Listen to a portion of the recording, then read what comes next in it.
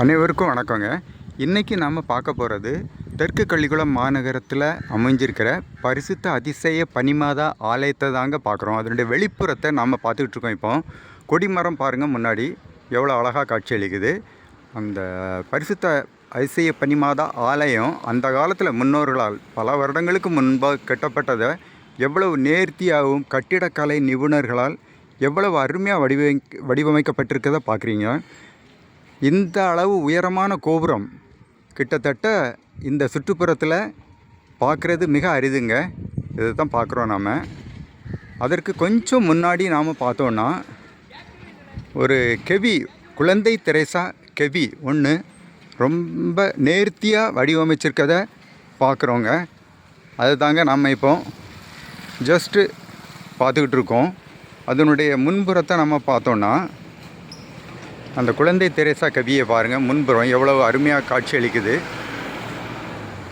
அது பக்கத்தில் நம்ம போய் பார்ப்போம். இப்போ குழந்தை தெரேசாவினுடைய அந்த சொரூபம்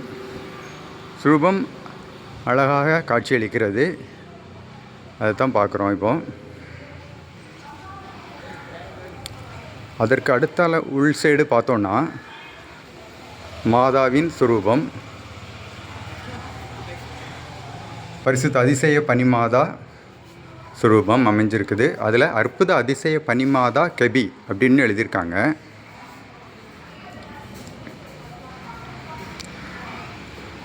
அதனுடைய வெளிப்புறத்தை நாம் பார்த்தோன்னா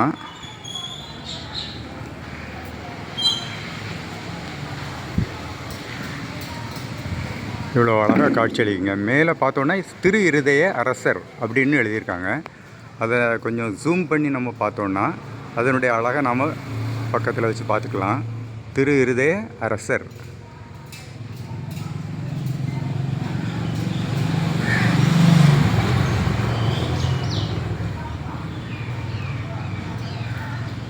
அனைவரும் பக்தர்கள் அனைவரும் வந்து வேண்டிய வரங்களை பெற்று சென்றிட அனைவரையும் அன்புடன் அழைப்பதில் மகிழ்ச்சி. நன்றி.